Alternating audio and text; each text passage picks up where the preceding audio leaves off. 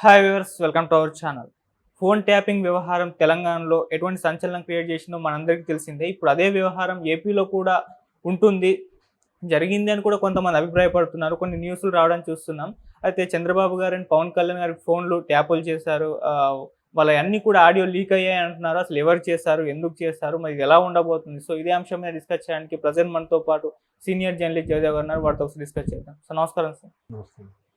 Sir, YCP ప్రభుత్వం phone tapping చేసింది. చంద్రబాబు గారు అండ్ పవన్ కళ్యాణ్ వీళ్ళ ఫోన్లో ఆడియోలు అన్నీ కూడా వీళ్ళ దగ్గర ఉన్నాయని చెప్పేసి కొన్ని న్యూస్ ఆర్టికల్స్ రావడం చూస్తున్నాం. మరి దీంట్లో నిజం ఎంత ఉందంటారు? మరి నిజంగా చేశారా? మేబీ ఛాన్స్ ఉండొచ్చండి. ఎందుకంటే రీసెంట్గానే మనకి తెలంగాణలో కూడా ఒక ఇన్స్పెక్టరు ఫోన్ ట్యాపింగ్ కోసం సాయపడ్డారని, లేదంటే ప్రభుత్వం వైపు కుమ్ము కాసేలా ఉన్నారని కూడా చాలా వస్తున్నాయి. ఆయనకి ఇన్వెస్టిగేషన్ నడుస్తుంది. ప్రణీత్ రావు గారి సంబంధించి అవును, ఈ మధ్యన అంత హాట్ టాపిక్ కదా. ఎవరెవరు కాంగ్రెస్లో ఎవరెవరు ఏం మాట్లాడారు అవన్నీ కూడా బీఆర్ఎస్ వాళ్ళు విన్నారు అన్నట్టుగా కూడా వార్తలు వస్తున్నాయి. మేబీ అంటే యాక్చువల్గా దీనికి ఒక రూల్ ఉందండి నాకు తెలిసిన వరకు. ఇప్పుడు డిపార్ట్మెంట్ ఆఫ్ టెలికామ్ అనేది ఉంటుంది. అదేంటంటే under TRAI, telecom regulatory authority of India కింద ఉంటుంది. అందులో చాలా వింగ్స్ ఉంటాయి. మొబిలిటీ, ఇంటర్నెట్, ఇవన్నీ కూడా ట్రాయ్ అండర్లో పరిధిలోకి వస్తాయి. సో ఆ సంబంధించి ఒకసారి ఇలాగే నేను ఒక అధికారిని కలిసినప్పుడు బిఎస్ఎన్ఎల్ ఆఫీస్లో సెక్యూరిటీ వింగ్ అని ఒకటి ఉంటుంది బిఎస్ఎన్ఎల్ రిలేటెడ్గా. ఆ సెక్యూరిటీ వింగ్ ఏంటంటే ఈ ఫోన్ ట్యాపింగ్ ఇవన్నీ కూడా నిషిద్ధం, ఎవరివి చేయరు. ఒకవేళ ప్రభుత్వం ఆదేశిస్తే డీజీపీ స్థాయి వ్యక్తి సంతకం ఉంటే కానీ ఆ ట్యాపింగ్ వివరాలు రికార్డ్ తీయలేమంట. మరి నాకు అప్పటి నుంచి అది డౌట్ కొడుతుంది. ప్రణీత్ రావు గారిని ఎంక్వైరీ చేస్తున్నారు, ఆయన అన్నీ స్మాష్ చేసేశారు, దొరకకుండా చేశారు అన్నట్టు కూడా వార్తలు వస్తున్నాయి.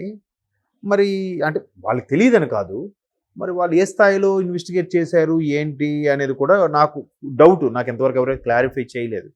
నేను కూడా ట్రై చేస్తున్నాను ఎవరు దీనిపై చెప్తారంటే.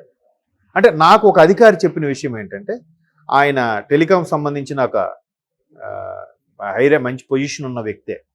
దాన్ని ఏమంటారంటే టర్మ్ సెల్ అంటారు. టర్మ్ సెల్కి సంబంధించిన ఒక అధికారి అనమాట. అందులో మళ్ళీ ఇంటర్నెట్కి ఒకరు, మొబిలిటీకి ఒకరు, సెక్యూరిటీ వింగ్ ఒకరు ఉంటారు.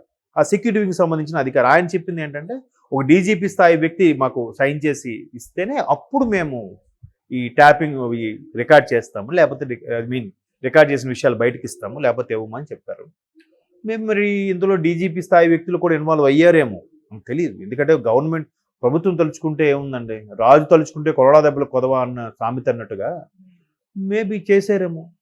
అంటే ఏం మాట్లాడుకుంటున్నారు, వాళ్ళ వ్యూహాలు ఏంటి ముందుగానే పసిగట్టు. అందుకే చాలామంది మీరు అబ్జర్వ్ చేయండి, పెద్ద పెద్ద వాళ్ళ వ్యక్తుల్లో నేను కూడా మొన్న ఎక్కడో ఒక వెబ్ సిరీస్ చూశాను. హైర్ అఫీషియల్స్ మాట్లాడుకుంటున్నప్పుడు ఫస్ట్ ఫోన్లు అన్నీ తీసి అక్కడ దాన్ని ఏమంటారు, బౌన్సర్స్ ఉంటారు కదా, ఆ బౌన్సర్స్ ట్రే పట్టుకుంటే ట్రేలో పెడతారు, ఫోన్ పెట్టి వీళ్ళు లోపలికి వెళ్తారు. ఆ సమావేశానికి ఏమీ ఉండకూడదు. అంటే ఈవెన్ కనీసం ఫోన్లోనే రికార్డు పెడతారేమో అని ఉద్దేశం. అందుకే ఫోన్లో మాట్లాడుకోరు, డైరెక్ట్గా ఫేస్ టు ఫేస్ మాట్లాడుకుంటారు కొన్ని కాన్ఫిడెన్షియల్ లావాదేవీల విషయంకు. సో అట్లా కాన్ఫిడెన్షియల్గా మాట్లాడుకోవడానికి ఇష్టపడతారు ఎవరైనా. అప్పటికీ కొన్నిసార్లు ఇప్పుడు మీటింగ్ అయ్యింది, వెళ్ళిపోయిన తర్వాత కూడా సార్ ఇందాక మనం మీటింగ్లో చిన్న పాయింట్ మర్చిపోయాను, దీని గురించి కూడా మనం ఒకసారి ఆలోచించాలి, లేదంటే ఇంప్లిమెంట్ చేయాలని అన్నారు అనుకోండి.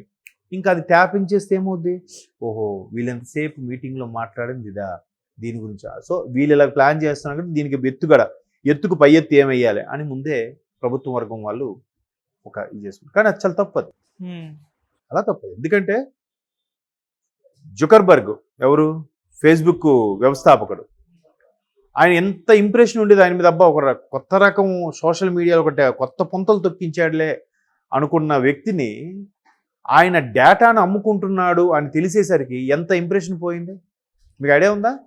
న్యూయార్క్లోనే ఎక్కడో ఆయనకి ఎంతో పనిష్మెంట్గా ఎన్నో డాలర్లు కూడా వేసింది ఆయనకి. అది ఎంత అవమానకరంగా నిజంగా ఫీల్ అయ్యేవాడైతే, ఆత్మాభిమానంతో ఫీల్ అయ్యేడైతే ఒక కోర్టు మొట్టికాయలు పెడితే అవమానకరమే.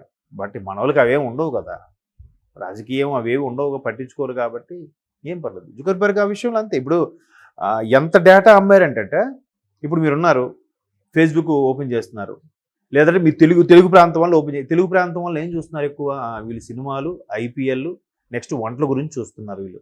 సో ఆ పరిధిలో వంటలకి లేదా సినిమాలకు సంబంధించి బిజినెస్ సేవలను చేసుకుంటే యాడ్లు ఇచ్చుకుంటే వాళ్ళకి రెవెన్యూ పెరుగుతుంది అని ఫేస్బుక్ వాళ్ళు ఆయా కన్సర్న్ బిజినెస్ వాళ్ళకి సజెషన్ ఇచ్చారంట, ఎన్నో లక్షల రూపాయలు తీసుకొని. మనం సింపుల్గా ఫేస్బుక్ డేటా ఏముంటుందిరా, ఏముంది, ఏం తీసుకుంటారా అంటే దాని ఇన్నర్ మీనింగ్ ఇది. చూడండి అసలు వీళ్ళకి ఏంట్రా ఇన్కమ్ సోర్స్, ఓన్లీ యాడ్సేనా? యాడ్స్తోనే ఇంత బాగా ఎస్టాబ్లిష్ అయిపోతారా, ఇన్ని లక్షలు కోట్లు జీతాలు ఉంటాయా అనిపించేది. దాని అర్థం ఇదంట. ఒక్కొక్కడికి డేటా అమ్మి ఓకే మహారాష్ట్ర ఉంది, మహారాష్ట్రలో ఏంటి ఎక్కువ, వాళ్ళు ఏం ఇష్టపడతారు, మహారాష్ట్రను వాళ్ళు ఆ ప్రాంతీయ భాషను ఇష్టపడతారు, సో వాళ్ళు రొట్టెలు తింటారు, వాళ్ళ కట్టుబాట్లు ఇలాగ ఉంటాయి. అంటే ఎవరైతే ఎక్కువ ఏ పేజెస్ చూడడానికి ఇష్టపడతారో ఆబ్వియస్లీ అది తెలిసిపోతుంది కదా వాళ్ళ అభిరుచి ఎలా ఉంటుందని. అంటే మొత్తానికి గెస్ చేయలేకపోవచ్చు, 60 to 70% గెస్ చేయొచ్చు కదా. ప్రాంతీయ అభిమానం అనేది ఒకటి ఉంటుంది కదా. ఇప్పుడు మీరు యూట్యూబ్లో చూడండి, ఒకవేళ ఒక షార్ట్ చూసి అది ఓకే చేశారు అనుకోండి, ఇంకా దానికి రిలేటెడ్గా మీకు ఎక్కువ వస్తుంటాయి. ఎలా వస్తున్నాయి చెప్పండి? ఇది బిహైండ్ ద రీజన్ ఇదే కదా. సో సేమ్ ఫేస్బుక్ లాగే ఇక్కడ కూడా ఆ ప్లాన్ అంటే ఓకే ఇలా మాట్లాడుకుంటున్నారు, ఏం చేద్దాం, ఎత్తులు పై ఎత్తులేంటి, వ్యూహాలేంటి, ఎట్లా జరుగుతుంది. అది అసలు ఎంత అంటే చెప్తున్నాను, పెద్ద పెద్ద మేధావులు వాళ్ళు కూడా గడ్డి తినేలా బిహేవ్ చేస్తే ఇంకా సామాన్యుడికి స్వేచ్ఛ ఎక్కడుంది? అఫ్కోర్స్ అలాగని అందరివి వాళ్ళు వింటారని కాదు. కొంతమంది ఇద్దరు లవర్స్ మాటలు విన్నారంటే అది పిచ్చెక్కిపోతాడు, ట్యాపింగ్ చేసినాడు కూడా, ఇలేంటర్ బాబు ఎంత భయంకరంగా ఎంత దారుణంగా మాట్లాడుకుంటున్నారు అనేది కూడా ఉంటుంది. కానీ మొత్తానికి నేరం అది. అంతర్జాతీయ లెవెల్లో ఎవరికి విన్నా కరెక్ట్ కాదని. ఇప్పుడు ఆ ప్రణీత్రావు గారి ఇష్యూ కూడా అంత హైలైట్ అవ్వడానికి కారణం ఇటువంటి విషయాలే. ఇది ఒక పూర్తి స్థాయి వ్యవహారాలు ఇంకా బయటికి రావాలి, రానివ్వట్లేదు. వస్తే ఏమవుద్ది? ఒకవేళ బయటికి తెలిసినా తెలియనివ్వరు. ఐ మీన్ పోలీసులు అన్ని సాక్ష్యాధారాలతో పట్టుకున్నా తెలియనివ్వరు. ఎందుకంటే కొన్నిసార్లు ఇట్లాంటి తెలిసినప్పుడు ఇట్లా వదిలేరా ఫోన్లో ఎందుకు, వచ్చి పర్సనల్గా మాట్లాడతారులే, ఇట్లాంటి మాట్లాడుకుంటుంటారు కదా. సో అందుకు కొన్ని బయటికి రానివ్వరు. బట్ ఇన్వెస్టిగేషన్ అయితే జరుగుతుంది, చూద్దాం. మేబీ ప్రభుత్వం వాళ్ళ చేతిలో ఉంది కాబట్టి ఎన్నో చేశారు వైసీపీ వాళ్ళు, ఎన్నో మరి ఇంక చెప్పలే, ఎన్నో దగ్గర డాష్ పెట్టుకోండి, మీ ఇష్టం రాసుకోండి. ఇది పెద్ద సమస్య, ఇది పెద్ద టాలెంట్ కాదు, అది ఈజీగా సెకండ్ మీద తెప్పించుకుంటారు, చేపించుకుని ఉండొచ్చు కూడా. దానివల్ల ఇంకా రాబోయే రోజులు నెక్స్ట్ గవర్నమెంట్ మారిన తర్వాత అప్పుడు మళ్ళీ తీగల, ఇప్పుడు కాంగ్రెస్ గవర్నమెంట్ వచ్చిన తర్వాత రోజుకోటి వ్యవహారం బయటికి ఎలాగైతే లాగుతున్నారో అది కూడా లాగుతారు. వెంట్రుకు పట్టుకుని లాగితే కొండే కదిలి వచ్చే ఛాన్సెస్ ఉన్నాయి. కాకపోతే జూన్ 4 వరకు ఆగాలి, తప్పదు. Thank you so much sir.